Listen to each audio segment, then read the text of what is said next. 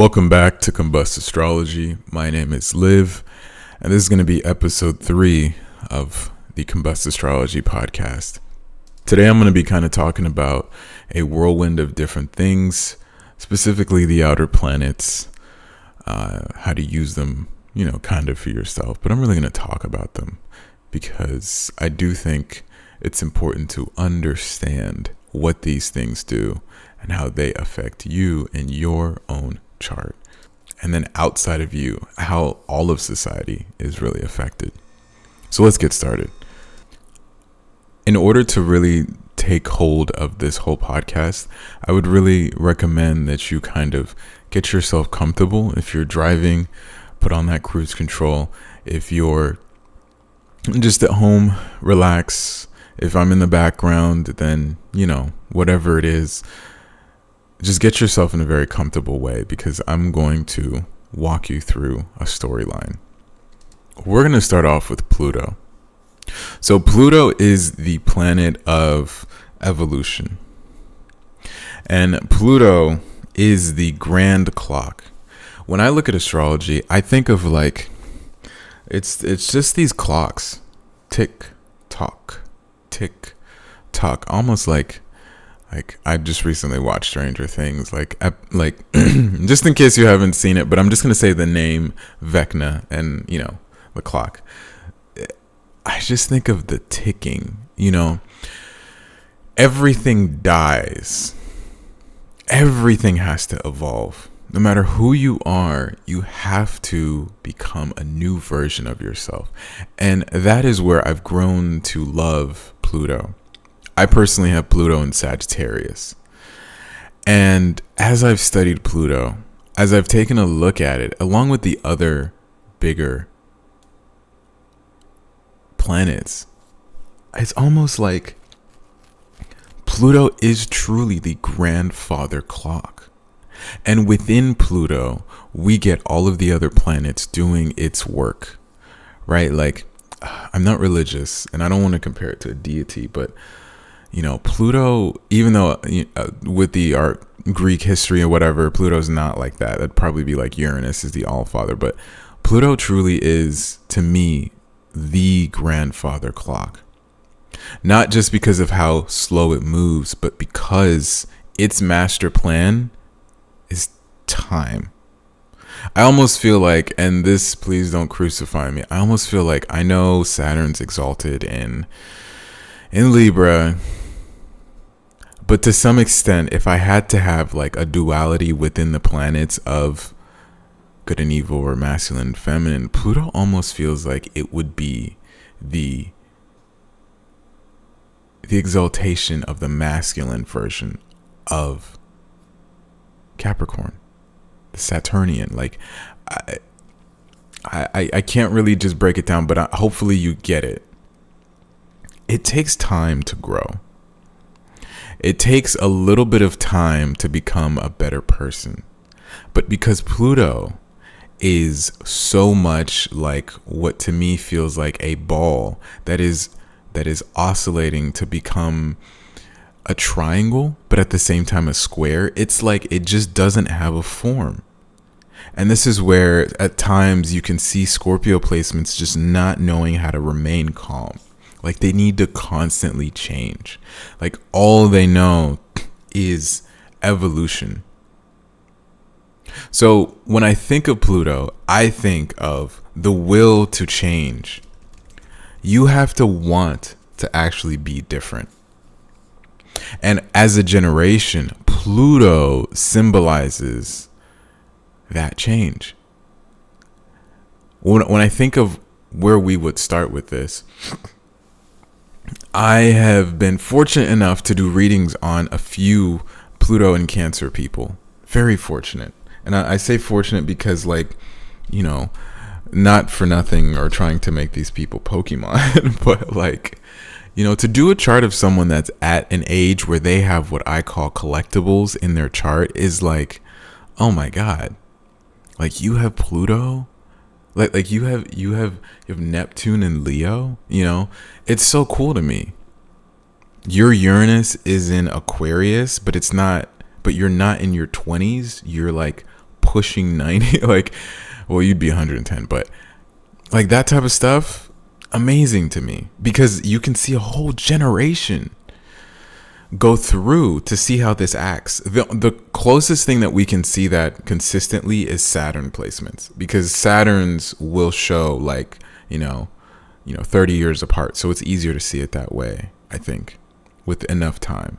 But when you see a Pluto placement in an old sign like Cancer, you really have to sit back. And when we think about the Pluto in Cancer people, they had the will to change through suffering, but they held it on their chin. These are the people that went through the war. These are the people that saw the rise and the downfall of the community.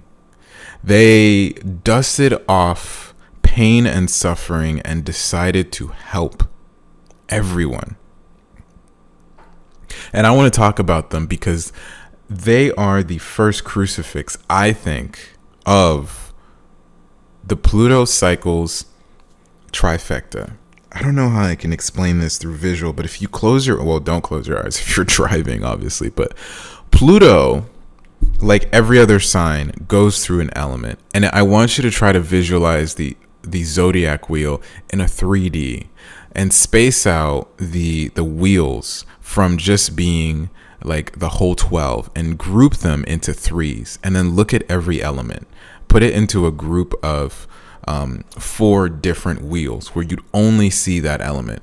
And I want you to think of Pluto only going through the water signs.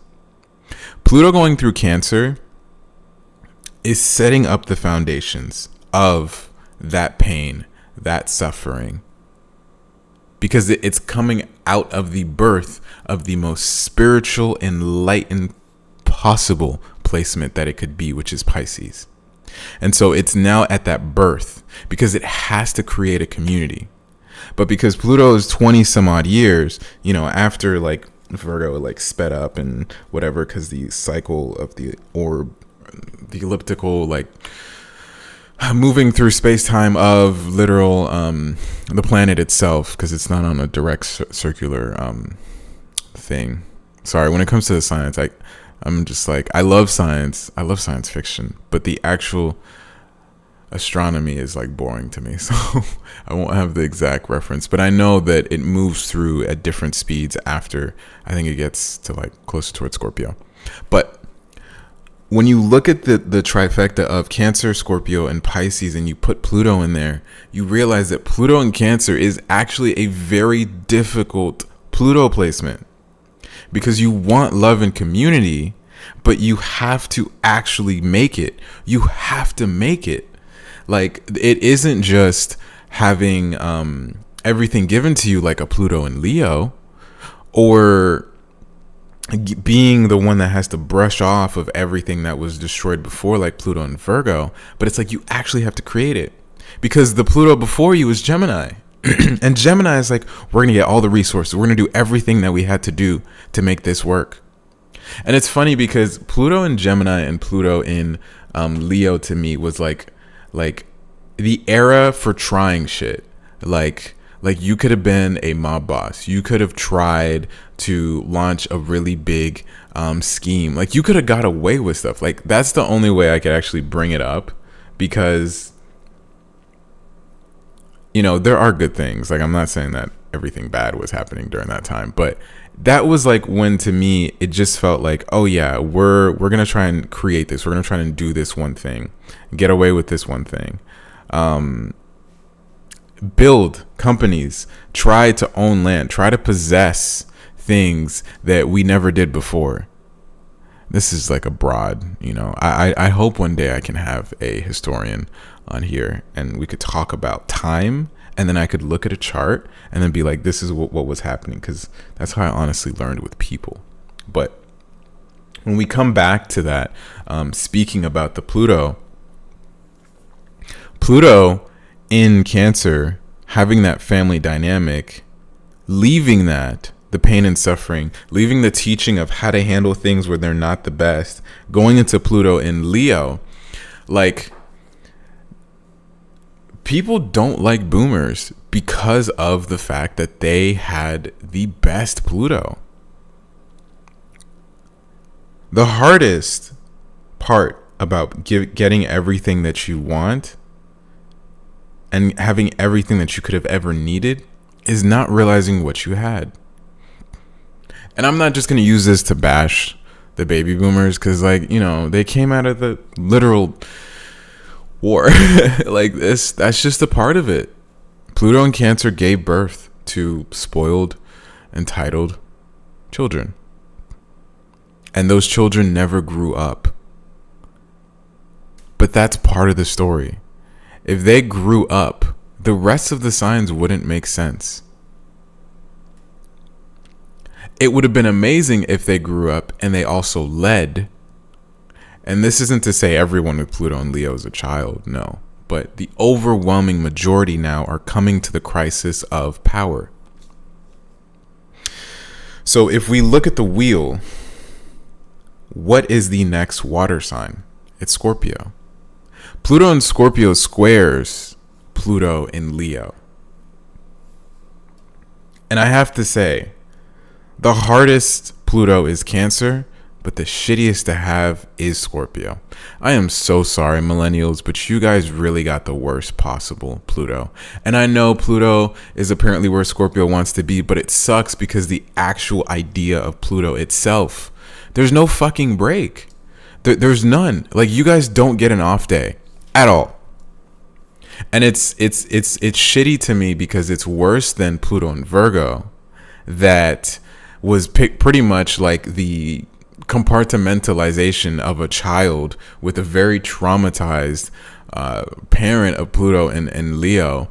But like, you guys don't even get the admiration for the shit that you do. At least Pluto in Virgo was considered the hippie era. You guys are just the kids that always complain, but you're never happy, and you don't get exactly what it is that you would need, which is where I'm like, that sucks. The Pluto in Virgo it's got a lot. Like, I'll just say it's got a lot. But this comes back to the idea of the will to change, because no Pluto is perfect. The fire ones, honestly, well, I wouldn't say Aries too much, but the fire ones really kind of got like a cool, like, you know, vibe, mantra, aura, whatever you want to say. They got like that. But as far as I can see, based on the history, nothing's perfect. Some things are better than others. But it's important when I say this about the will to change, that you understand that Pluto is going to show what that generation should have worked on. For Leo, it was to lead, not be consumed in their ego. For Virgo, it was to make things better, to make systems work better, not just to give up. Not just to need to control. For Libra, this one's fun. Everyone that has Pluto and Libra, like, the relationships are not the best. You know, I have come to like almost laugh at astrology. But when I was first doing it, it was so like I took astrology too literal. Right? Astrology isn't that serious. It is definitely you being able to make what you can of it. I took it to be very like end of life, like this is how you have to be. But it's like, I just feel like astrology is your subconscious that you psychologically are not aware of. And once you're aware of it, it's like the kids. You get to understand the kids, right? Referencing the first episode. You understand those children, or the second episode, and you get to play tag, right? So in Pluto, for me having Pluto and Sag, I'm like, oh, we're playing tag in a different country. we're playing tag and we're trying to figure it out, but we know we're smarter. But we know that we actually have been given a lot more than we take for granted, and we know that there's a lot outside to have fun, but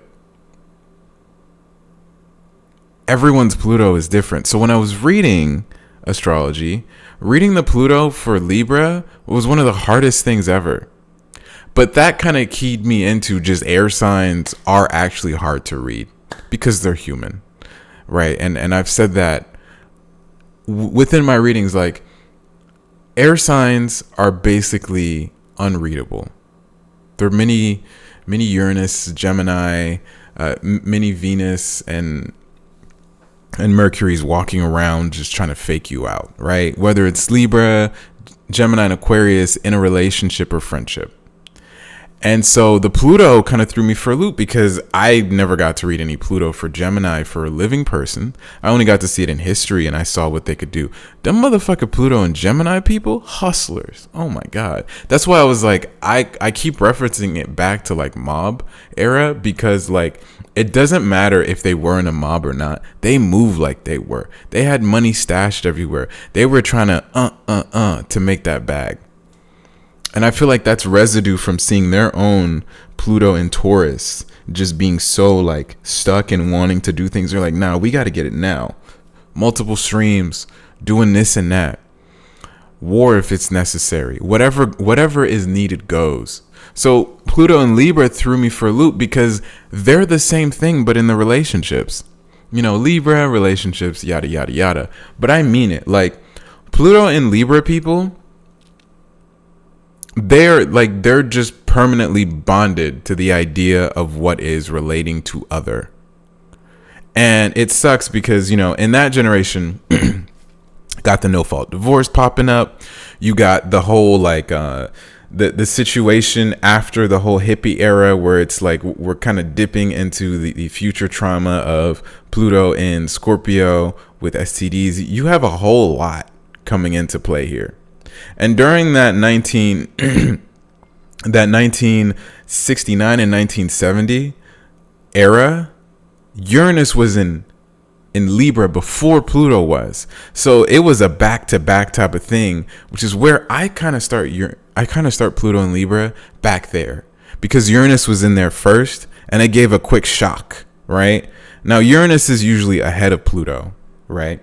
But that one to me felt like it was like big. And then as it went through actual Libra from the 1970s going into like the 1980s, it was really just like, dang.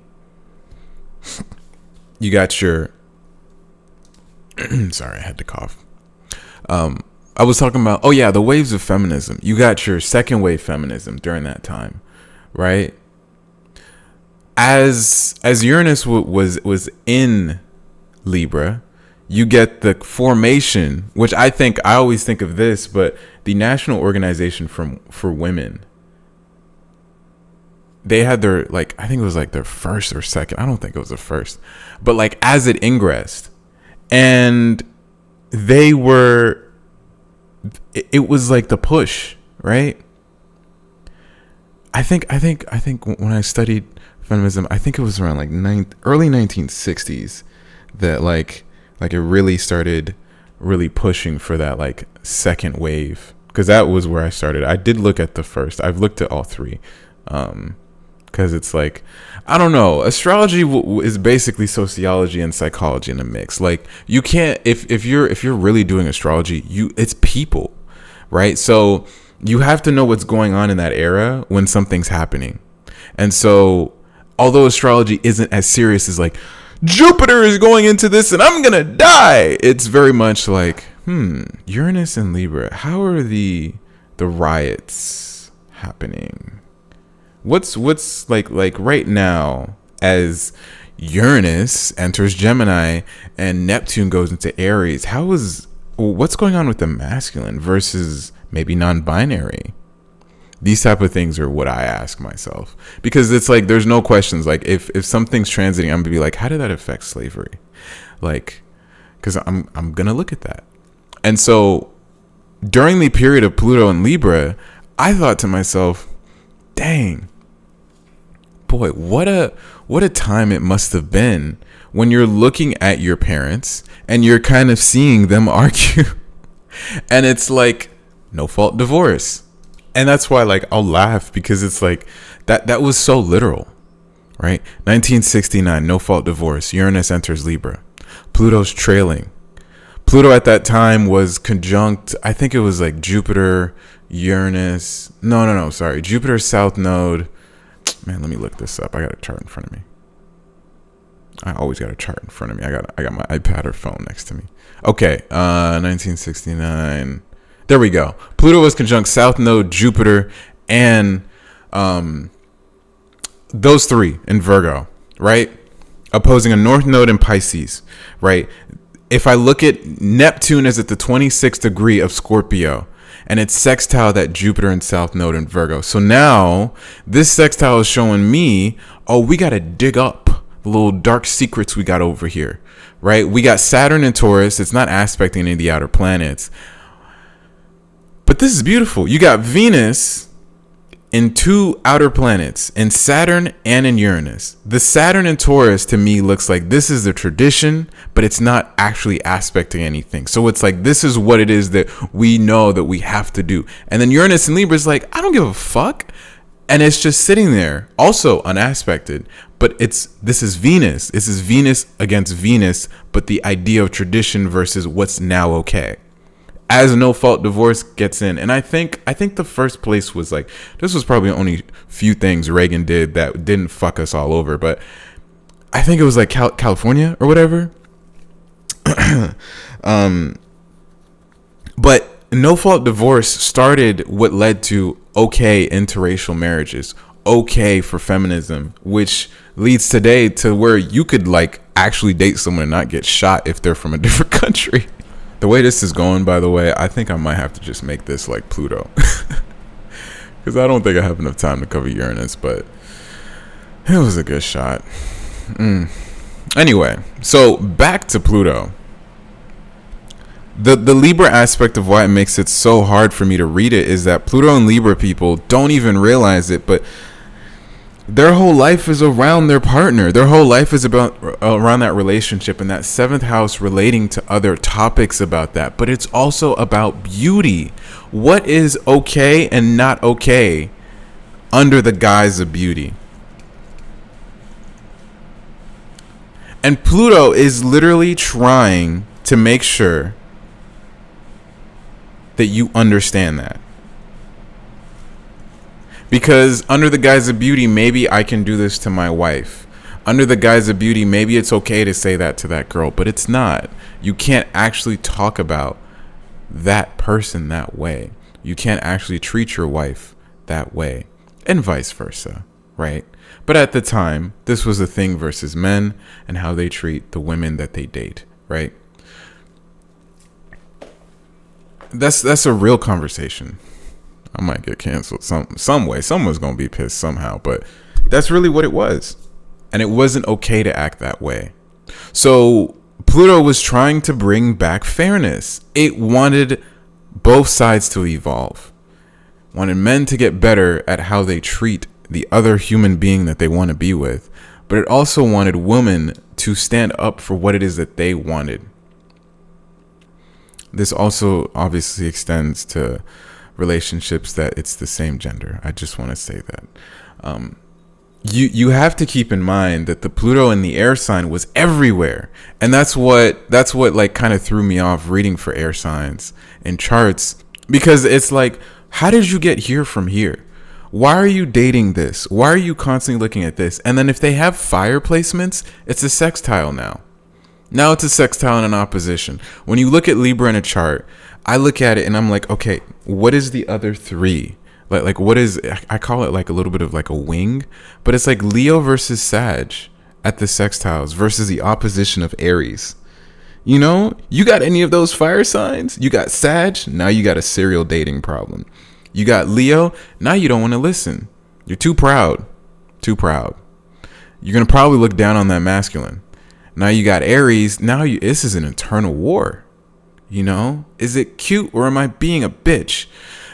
Like, am I actually gonna stand on my own 2 feet or am I weak? Like, it just becomes a whole turmoil thing mentally.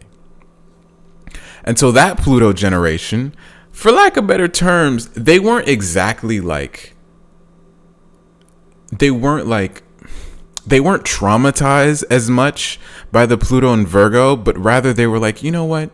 It's not going to be me. Like my parents and this, but it's not going to be me. I'm not going to live through that. I will not go through that. So when they were growing up, right, with their older parents, the generation before them being Pluto and Virgo, possessive, controlling, can't let anything go, has to look to fix. And I'm gonna come for y'all. You know, you guys get good and bad. I do this how I do it, but I'm gonna come for y'all. Don't worry.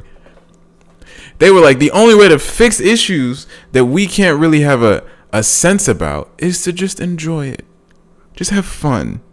Not exactly hippie, but more like aesthetic. You guys were the original aesthetics. But in that aestheticism, in things looking pretty, you really found a way to cope. You really found a way, and I'm bringing you guys up because you guys tie in to what is going to be the trine with Pluto and Aquarius. You guys are important and crucial for the millennials that are Pluto and Scorpio to understand as they go into Pluto and Aquarius. So this all comes together. I'm not just yapping. I do yap, but I do bring it together. But you guys are essential because with you guys, it was like the idea of like what I need in a relationship versus what we need. And a lot of you, as I've done readings, you're stuck in me out of the trauma of your own childhood that you had to deal with Pluto and Virgo, or God forbid, getting raised by Pluto and Leo because, you know, maybe a parent died or you were orphaned or whatever, you know, sorry, but, you know, that's crazy. And then growing up, seeing the Pluto and Scorpios come about, you know, it's a lot of power struggles. You feel like you're seen and not seen in the relationship.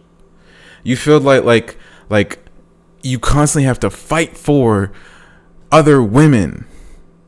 You constantly feel like, and the men in this generation also had a lot of their issues in the same ways that like now they're really overperforming for this, or they just have issues with their own masculinity.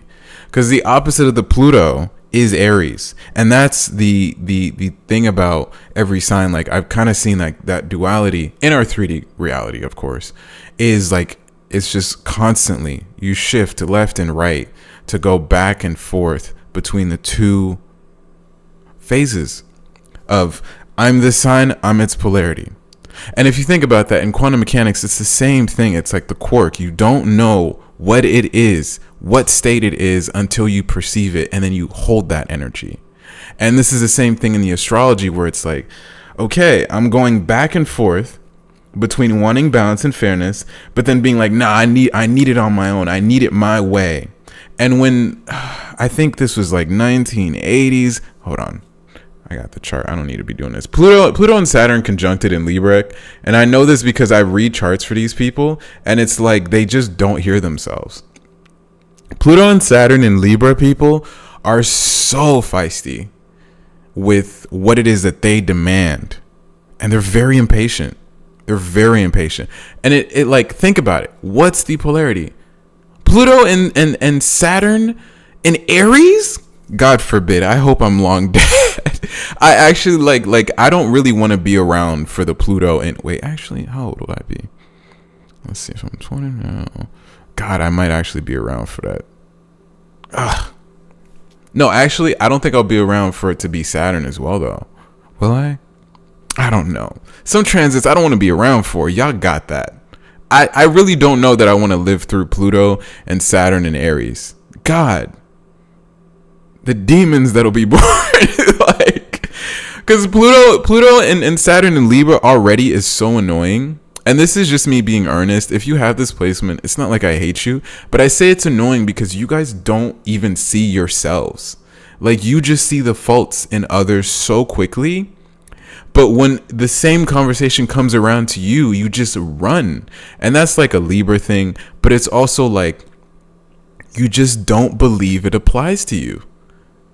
And that is a core issue of Pluto and Libra, which leads into you guys being now the parents of Pluto and Scorpio. And this is why Pluto and Scorpio is such a shitty placement to have. There are a lot of Pluto and Libra people I've come across that don't have kids, and I honestly, like, I'm not gonna hold you, I congratulate you for it. Like, there's a lot. The shift between that cardinal to fixed is that's a trauma change right there. And with so much love, I say this: Pluto and Scorpio never had a chance. The millennials never had a chance. Like, when I look at it astrologically speaking, millennials never had a chance. They only had the continuation of an issue that was given to them by all of the generations before, because they're at the quarter point. You hear stuff about the fourth turning, this, that, and the third, and I look at it and I do think it's real to some extent based on the math of the astrology. And I think the last turning is Aquarius. And I mean that because the last turning has to be Aquarius, so the future start could be what's coming up, which is Taurus. I think that it starts at Taurus, it ends in Aquarius, because you go from 1 Taurus, 2 Leo, 3 Scorpio, 4 Aquarius, and you start again. 1 Taurus, growth. The seed is planted. 2 prosperity, the best possible outcome. 3 the unfortunate cleanup, Scorpio. To then 4 make new ideas, difference from what was, Aquarius. So in hindsight, Scorpio always gets the shittiest phase. And hopefully that changes. Maybe the stars will expand and the universe collapses into itself as it slowly shrinks. And maybe Scorpio isn't the shittiest placement 200 years from now and none of this astrology matters. But for right now, in 2025, this shit is the shittiest. And I'm not here to bash you guys. I'm here to I'm talking to the real Pluto and Scorpios. Because y'all know, when you hear this shit is the shittiest, I know you understand what I mean. Because a real Scorpio person, just like a Capricorn Mercury, is going to bash themselves. Just like a Virgo stellium is going to tell everyone else shit that they really just haven't gotten to therapy for. I do believe you guys understand when I say you guys got it the shittiest. Because the Pluto and Leo did not do what they should have done so you could have got better. They took advantage and then blamed you on top of that. That's why the boomers and the millennials will never like each other. It's literally the square. Talk about Leo being loud and obnoxious and Scorpio being very resentful and quiet, brooding in the corner. That's what that is. It's a generational beef. Oh my God. Even in reading charts, see all the time, even having Leo friends, Scorpio friends, I see it. The Scorpio and Leo is like two magnets trying to connect with each other, but they're opposite sides. But sometimes they flip and it's like, zoom, we're together. We work really well. And then it's like, at the same time, get the fuck away from me. We don't. You know? The Virgo sextile to the Scorpio is like, I don't want to end up like her. I don't want to end up like him. Growing up, when I saw my grandfather and my grandmother treating my mom, mom is traumatized. She's a single mom. He's a single dad, because that's some trauma, right? And also, Pluto and Scorpio, seeing how it was that the Pluto and Libra generation got sexualized so badly, because Pluto in Libra grew quicker in their beauty. I noticed that. And that's just like me reading the chart. Both the men and women are very beautiful. And I saw, like, you have Pluto and Libra. Just like the Pluto and Cancer people were immortal. Like, them motherfuckers went through a whole war. They were immortal. As far as I'm concerned, the Pluto and Cancer people were immortal because they were still alive. I had no business as a Pluto and Sag doing readings for someone that had Pluto and Cancer. I had no business, right? Put that on medicine, put that on science advancing and giving people the ability to live longer. But Pluto and Cancer had that lifeline. They had that blood. They had that grit. When people were telling you, back in my day, we didn't used to get sick. I'm like, yeah, back in your day, you still had that Pluto and Cancer lingering on.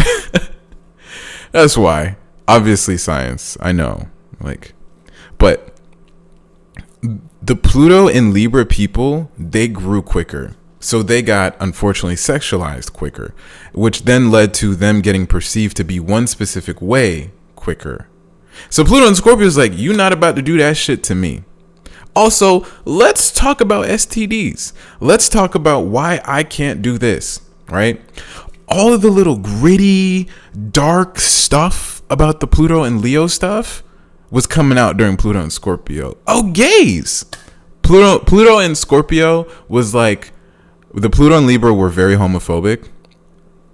Low key, though, they were just as okay with gay people and LGBTQ rights. They just didn't want it to be public, right? And that's the part of where people say, Pluto wants to be in Scorpio. You guys actually are so transformative. You're so healing. Yeah, it's called trauma. Trauma. You had 3 generations of trauma that you had to unpack because those generations wouldn't do it. You realize how dumb it was to be in a relationship that doesn't serve you, but then to also run away from love every few times because you don't want to actually have to do me versus we analysis. You didn't want to become a crazy controlling psycho. That's the sextile to Virgo, because you realize, listen, you got Virgo placements. You can't let shit go. You always have to feel on top. And that's coming from a Virgo moon. You realize, oh, just because you want to help, it doesn't mean that it comes from a genuine point of view every single time. Also Virgo, it could come from the standpoint that you just don't want to have to deal with your own shit. So you delegate that to other people. More Virgo. And then, obviously, I don't want to care about anyone else. It's me, the sun, Leo. So here you are, getting hate from all angles. Millennials aren't having enough kids. Millennials aren't doing this for the family tradition. Millennials don't care about anyone but themselves. Virgo, Leo, Libra. And then you turn around and you see my generation, Pluto and Sag, getting the fucking red carpet. Like, we were born into a fucking bull market. Like, we were born into the up and up, right? As Pluto is hitting as Pluto is hitting Sagittarius, you got the motherfucking stock market going up to the moon as Uranus is tiptoeing its way into Aquarius. I would be pissed. If I was a millennial and I was doing astrology, I'd be fucking pissed. Because what is this bullshit? Why do I have the short end of the stick? Like, what? Are you serious? Me? I didn't reincarnate to this shit. That's how I would feel. And that's why, like, whenever I read people that have Pluto and Scorpio, I feel for y'all. Because I got Scorpio placements. And I'm like, I could never do this shit subconsciously. Like, the first 10 years of my life, it was coming to terms. If you have Scorpio placements, you have a war. Okay? You have a war. And if you have Taurus placements, you're more aware of it than a Scorpio person. Because the Taurus people will get rude and snappy, where people are like, dang, why? You know how he gets. Oh, he's a Taurus, she's a Taurus. You know how they get. That's the Scorpio, and they're aware of it. The Scorpio people will be unaware of it the first 15 years of their life. I'm giving it 15, because if you're not aware after, you're just choosing not to be. It's a cycle, right? Just like Pluto. You got this thing. Every time you address it, it blows you up. Then you get mad. Then you rage quit. You burn all the bridges. You rebrand. Just repeats. It just repeats. Because you're the crucial part of this giant fucking wheel. The third turning, the third quarter, going into the fourth quarter, right? Are we coming out of the second half? Are we going into the second half winning or losing? Because we can change it in the fourth, and that's what we're gonna see. But it's like, how much of that has to be that way? Obviously, the quarter before you should have been doing their part, Pluto and Leo, but they weren't. They were milking it up, or lapping it up, whatever. So it all comes back to you. Now you got to do this shit, man. I don't want to fucking do this shit. Why do I have to? Why does no one ever see us? Why does no one ever understand as I see you? I understand. Y'all went through some shit. I do get it. I really do. That's not fun. And this is not even covering the conspiracy shit. Pluto and Scorpio, aside from the STDs, and aside from how gay people got treated horribly, and aside from all the stuff that was going on in the world, listen, this isn't a conspiracy theory podcast, but we aren't fucking stupid. that's I'm gonna keep it astrology, but that's like the best way to say it. Because now every Pluto and Scorpio person is born with a natural shit detector, radar, whatever. They had to go through all the truth, so of course they're gonna know when someone's bullshitting them, because they have to. But it's like the other generations weren't trying to do that. I'm sorry, I got sinus infection, whatever. But they had to create the change, because the Pluto and Libra people, they did enough, right? Like I don't want to say this in a way, but you have to understand, Aries and Taurus, Scorpio and Libra is Venus and Mars, right? But it's flipped. So Aries will come first before Taurus, the war, and then maybe the peace. But then Libra is the peace and then the revenge, right? And I need you to understand that duality in of itself, because the Pluto and Libra generation didn't do enough. They weren't fighting enough. So the Pluto and Scorpio people actually had to come in and say, all right, we tried this peace shit. We tried these little marches. Now we really going to have to rebel. Question everything. We need to be transparent. We need to speak about this shit. And that's why the Pluto and Sag generation that's walk around like, I'm going to become a millionaire. I don't know how you guys used to do it back in the day. This shit is easy. It's because of the Pluto and Scorpio. All of us have the Pluto and Scorpio generation to thank, right? Every time you see a millennial, you better fucking thank them. The same way you would thank someone in the services, you better, I'm not even going to get on services, but you better thank a Pluto and Scorpio, because they did this shit for real. They swallowed all of it. And they deserve this whole 10-15 minutes of their placement. They need it. They definitely deserve it, because without them, I'm telling you, we would still be in this fucking lie. And if you ever met a Sagittarius placement that isn't real with themselves or hasn't gotten the dopamine out, you know you about to talk to a absolute fiend of a drug head that is serially dating. And that's quite literally the I don't want to say the transmission, but going from Scorpio to Sagittarius. I think Ophiuchus might be after, but you know, if you ever heard about the 13th zodiac sign, that's really what Ophiuchus really should be, I think. Because when you have Halloween, I know the history and the lore, but I look at it as you're putting on a mask, right? After Halloween, going into Sagittarius season, right? I know there's November, Scorpios and whatever, but that is supposed to be like a death. And I think about that in the same way of going from Scorpio to Sag. You're supposed to be enlightened. Once you're done doing all the pleasuring stuff of the serpent of Scorpio, and you finally get into half human, half monster of Sagittarius, you evolve and you grow. But without the Pluto and Scorpio people setting it up for us, you think we would have been able to talk about therapy?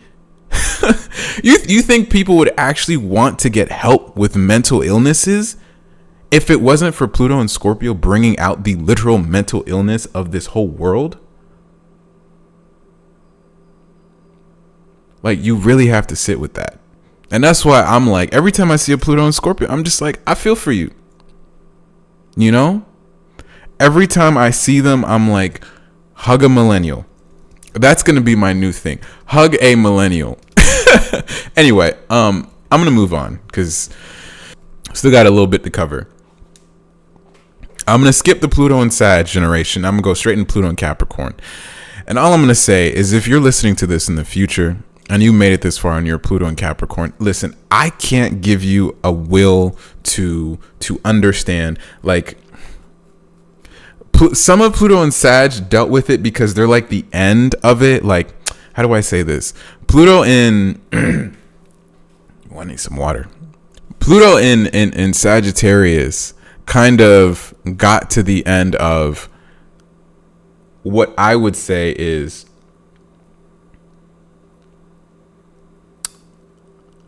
existential nihilism based upon getting everything you need. It's like you're a trust fund kid, and it's like your dopamine is already set on 1,000, while everyone else is over here at like 10, 15.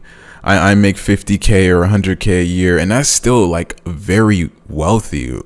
and I'm over here just bagging like $1 million a day or something. Like, what's the meaning of life? And so this whole generation of Pluto and Capricorn, all they know is capitalism. All these motherfuckers know is get the bag, hustle, lock in. Like, stop. No.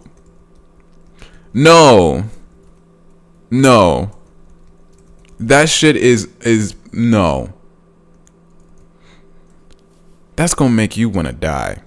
You can't do that for a little bit. So people that had Capricorn or they had a few Capricorn placements or Pluto's in their rising, they were going through that shit, man. Also, for the Pluto in Virgo people, for the people that had Virgo placements, Libra, like everyone is getting affected by Pluto and Capricorn, because Pluto and Capricorn came in and was like, all right, you motherfuckers are way off of your shit, right? The end of Sagittarius. If you use okay, so I'm gonna say right now, I use the decant, right? Like the decants in the wheel. Like if you've seen any of my stuff on YouTube, you'll notice that I like to use it because I like to look at the actual the whole like what did I forget the official name? I think it was like the polyp.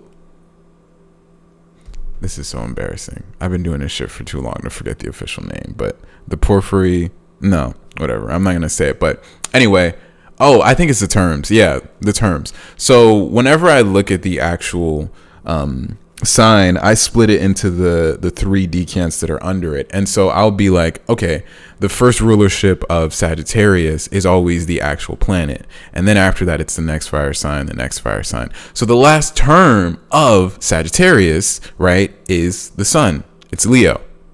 Because if you go from Sagittarius, you go 1 fire sign over, that becomes Aries, aka Mars. 1 fire sign over, that's Leo.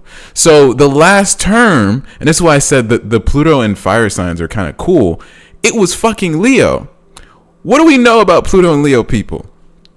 They fucked us up, right? And why is that? Because they got greedy.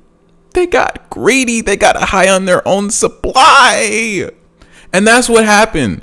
Pluto and Capricorn comes in. We get the great financial crash. Mortgage-backed securities. What is that? I happen to know a little bit about the economics, a little bit. That's basically saying, I got this, I'm going to sell you this, and I'm going to have you pay me for this, and this doesn't even exist.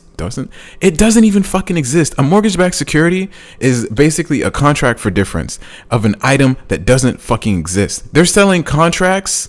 They're selling mortgages, bundling up in these nice little buyable assets on people that couldn't afford the fucking house. Doesn't that sound like some boomer shit to you? Like I'm gonna sell you a lie.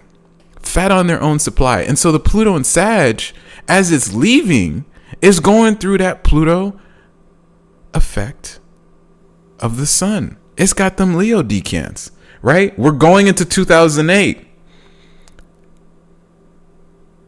Around 2007, Jupiter is in Sagittarius. Pluto is in Sagittarius.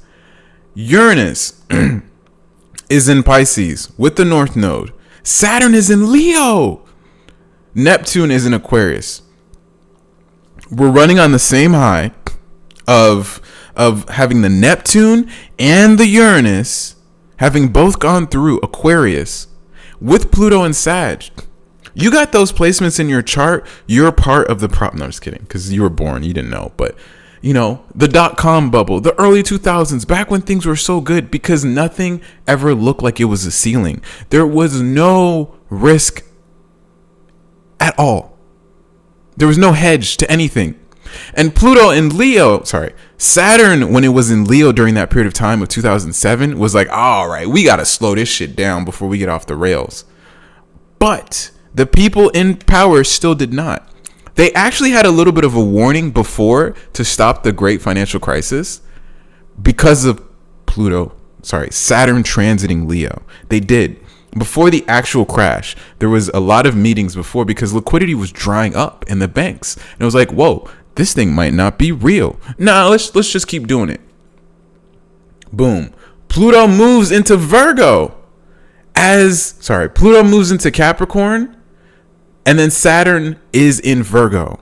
We got to fix this shit up. This is a motherfucking lie. Saturn in Virgo opposing Uranus in Uranus in Pisces. I'm tired. Doing this shit for a whole hour is tiring. As Jupiter and Neptune is conjuncting, I feel like that saved a lot of the world. That saved us from really going into some very depression-like shit. That Jupiter and Uranus in Aquarius was the bailout. It was a last-minute intelligent way of doing something. Obviously, the whole thing in it of itself was fucking stupid, right? And we're still kicking that can today in 2025, right? Nothing's changed with the debt bubble. We still have quantitative easing. It's the dumbest fucking thing ever. I'm not gonna make this a economics markets thing, but Pluto and Capricorn is like, you fucking thought this is not gonna work. Reset. But unfortunately, as you will learn, and right now in 2025, you will see this play out by the end. Maybe this recording's still here. As Pluto goes through Capricorn, it institutionalizes the idea that capitalism reigns supreme. All from 2008 to most recently. We oppress. No love, no family, no community. Have your little 9 to 5 white picket fence. No talking to anyone else. Right? Reaganomics destroyed the community. What is the square of Capricorn? It's Libra. What is the square of Libra? It's Cancer. We had community. We couldn't get along together, Pluto and Libra. And now we are alone, away from each other, Pluto and Capricorn. Cycle. Then you move into the actual part of Aquarius that's now sitting here. And it's like, how am I going to do this? I don't want to do this. A 9 to 5, motherfucker. I don't give a damn about your yacht. I want to be in a garden somewhere. I want to be planting. I want to be doing flowers. And pay attention. This is where the Pluto and Scorpio people can work together with the Pluto and Aquarius people. I'm sorry, Pluto and Scorpio. I really am. But once again, yet again, you guys just got that short end of the stick, and I'm asking again. You know, and this is why I really hyped you guys up. I want you to understand, no one will ever see what you really did for us. But at the end of the day, you are the reason why I can even make this video. Because without you guys, then the Neptune and Uranus people would have never been a thing. Without you guys, sorry, Neptune and Uranus. The Neptune and Sag people would have never been a thing. And I'm going to tell you why. The Pluto in Libra generation, when it was going through figuring itself out, it allowed the expansion of spirituality, but it wasn't the actual push. It allowed them to make sense of it. And during that period of time, those people were born. They were born with Uranus and Scorpio. They had that sense. They understood a little bit. But it was you, the Millennials, that actually allowed for the drive of that to solidify when Neptune got into Capricorn. It allowed for my generation, the Pluto and Sagittarius people, to actually have late degrees of Capricorn, which is Mercury, which is Virgo, to actually be able to say this shit and do this shit, right?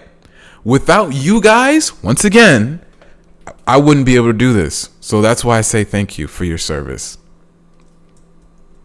But now, when we look at that Pluto and Capricorn people, they have that crisis of meaning. The men don't know what the fuck they want to do because they don't think to make a family. The Pluto and Capricorn is constantly fighting between, am I going to have a kid a traditional way, like the Pluto and Cancer, or am I going to fight my way through and hope that the money and the belligerent dating and the penthouse is the end all be all, when we know that's not the case. We know that's not the case. Everyone wants to be loved. Everyone wants to have, maybe not a family or kids, another person, a community. Unfortunately, the Reaganomics did away with community. But we can still get that back. We can. And this is where we dip into the people that have Uranus and also Neptune in Pisces here. So around this time, I'll include the late degree Pluto people, but the people that had Uranus in Pisces will help us. But more importantly, the generation of people during the like crash, right, of the stock market, the Neptune has to be an Aquarius. As long as it's an Aquarius, I count it in this. So let's just say, like, I'll put it right here. These people, and I'm going to exclude the Uranus and Neptune. When I talk about Uranus, I think it'll make it. These people right here have autism.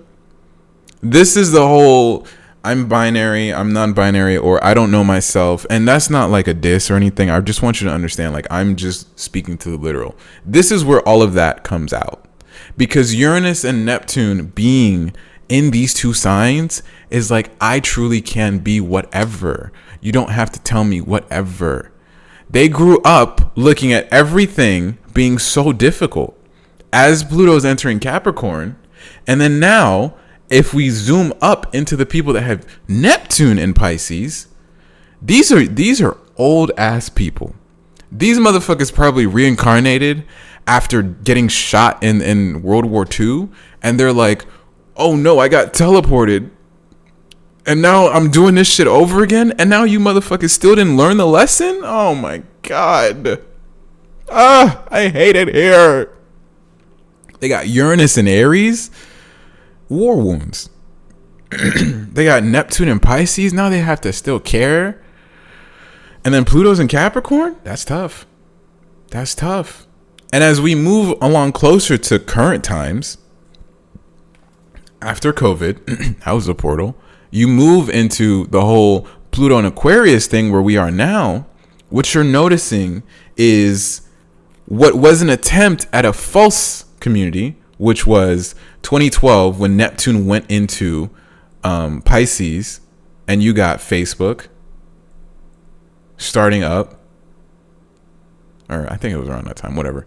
But like, social media was Neptune and Pisces, by the way. Got the little wars that are going on. Barack, I see you. You know, I'm apolitical, but you know, a lot. I'm not gonna get in politics, but this right here, right? Mid 2014s, these motherfuckers are gonna be coming out for all of us soon. And honestly, the whole Pluto and Capricorn generation is gonna give us all a rude awakening soon, right? If not now. But as we're moving into the Pluto in Aquarius phase now, I think I'll also upload this on YouTube because I've been kind of recording this, but I was also like on my iPad, but then also whatever. The Pluto in Aquarius, they're sitting here, and give them 10 years of Pluto in Aquarius, because they're going to be at that age just enough that they're going to support the Pluto in Capricorn people. Not because they're going to support what they do, but they're going to overthrow them. Pluto in Aquarius is AI. But what is AI? It is an accumulation of all knowledge. It is one mind. I guess you could say like a hive mind like bees, but it is one mind. One source. We all think, breathe the same way. And as these outer planets go into masculine signs, yeah. This is why I say Pluto and Scorpio, you're going to have to do it again, and I'm sorry. And if you guys decide that you want to disappear, I understand. I understand. Because truthfully, my generation should have set a better precedent than what we did. But we did as much as we could. You know, there's the perfect reality of where we should be astrologically speaking, and then there's just the reality. And the reality is right now, it's not a good look. It's not a good look at all. The hive mind, I'm gonna name this that, is a bigger story, because this is the last turning. This is the end. right? And then we evolve. And in this last 3 phases, this is where we decide what the fuck we're going to be doing. And I'm going to tell you why we have to decide this. Because anytime you get Capricorn going into Aquarius, you get the start of the snake eating its tail. And that little like cycle right there, that's some shit, man. That little cycle is like, I'm the oppressed, and then I become the oppressor. I'm going to be the oppressor, and then I become the oppressed. It's a cycle. But the gate at the end of that is enlightenment, because it's Pisces. This is how you evolve. This is how we enlighten. And I think this is why I say this. The Pluto and Scorpio people are going to be like, I'm just waiting for the end, right? The ones that actually help stop the future Pluto and Aquarius, hive mind, AI, Scientology, scientism. Scientology is that Tom Cruise shit. I'm talking about like hardcore science is everything. We're going from ice cold, loveless, to hopefully the future being warm and loving. We're going back to the womb. And this is where I'm looking at this and I'm like, you know, Uranus and Gemini, when I cover Uranus, is really going to evolve that. It's really going to grow us. Because humanity is splitting. It's evolving. Time is getting shorter, or maybe things are just happening quicker. Either way, that is an outcome due to the evolution. There are a lot of things around us right now that cause a divide. And it's going to speed up. And it's no longer about how much money you have. It's about how much data you own. How much information that you actually have access to.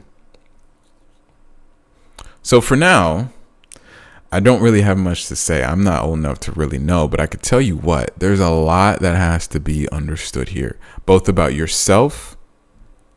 You want to know how to survive on your own, because the square of Aquarius is Taurus, Scorpio, and it opposes Leo.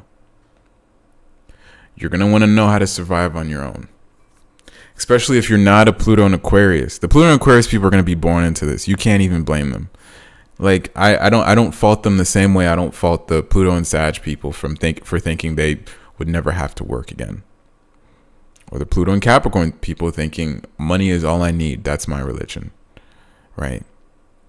As the generation of men currently that are having the Pluto that's in Capricorn, as they're trying to find meaning in their life, and masculinity comes back knocking on their door,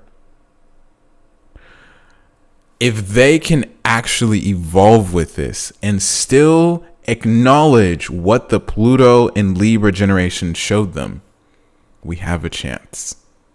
If they do not, then we're just going to go for a nice little smooth sailing to the end of time. Meaning, just put that chip in your brain and that's just about it. And this isn't some conspiracy theory. It's just a literal thing. It's just going to be one mind. That's it. That's what it comes back up to. Like the whole rapture, the whole end of the life, the second coming, all that stuff is truly just the Pluto in Pisces. Because at this point in time, motherfuckers are going to have superpowers. But it's not going to be because you can fly. Maybe you can, but it'll be augmentation. It'll be the things that you can do during Pluto and Aquarius. It'll be the reality bending, altering pictures, videos, consumption of media that changes what you think is possible. There will be cool technologies coming from this. There will be amazing inventions coming from this. But there will also be things that stop you from just being human. Right? And I think Uranus, meaning the first term of this, is going to be more shocking about what can be done. And then the true start of this is when it becomes Gemini. Because now it's like, it's almost as if, you know, and I hate that we only have bad sci-fi movies that are so scary, but this is like the monster gaining consciousness. And then once we get into the second term, the monster is trying to create its body. And then eventually it packages it and brands it to make it look pretty. You have to make your decision on how you want to go about it by that second degree, by the end of it, really. Anyway, I don't want to end on fear mongering because that's not really what I'm trying to do here, but let's talk about Pluto and Pisces. Not much I can say about it. I mean, I have history to look at it, but like, not much I can say about it. But hopefully they're nothing like the Pluto and Virgo, I'll tell you that. I hope that they kind of like release. I think this might be just, we're just so far into the future, nothing matters. But at the same time, everything is an experience. Maybe it's like multiple worlds that are habitable. I want you to look up the mundane astrology of places that are ruled by a 10th house in Pisces, that are ruled by a 10th house in Sagittarius, that have predominantly Neptunian or Jupiterian influences. And I want you to see what goes on there. My immediate point of view is Florida. Florida is a fucking state. It's not the South. Growing up living there, it's a Wild West. Anything happens. That's what I think of Pluto and Pisces right now. When we say that people are going to have superpowers from the Pluto and Aquarius, or that there's going to be a hive mind, I feel like it's just everything just stuffed in there. And it's going to be one hell of a ride to figure it out.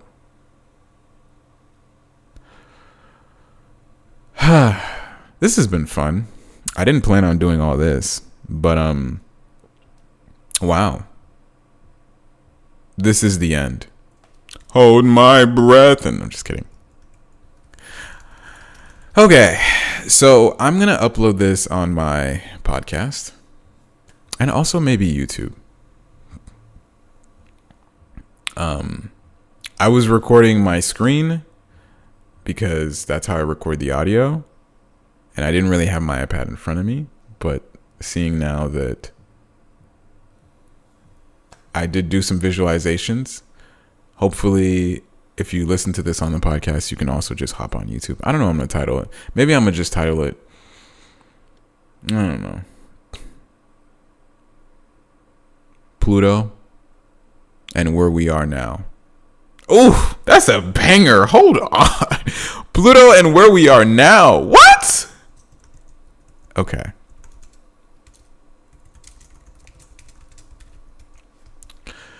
That's it. That's all I got. Thank you for watching. Reach out and schedule. Actually, don't schedule for a reading. I don't want to do those right now. I post little daily AI generated stuff on Instagram. Saves me time. I've definitely taught my own AI how I want it to read. So it is still kind of me, but no, it's like I'm not the one writing it, but it is influenced by how I look at astrology. TikToks, I don't know. I post them here and there, kind of talk about stuff. And then obviously this YouTube channel, if I do post it on YouTube, and also Spotify. So that's it. Thank you so much for joining episode 3. And I'll see you whenever. Hopefully this audio video doesn't corrupt. Okay, thanks. Bye.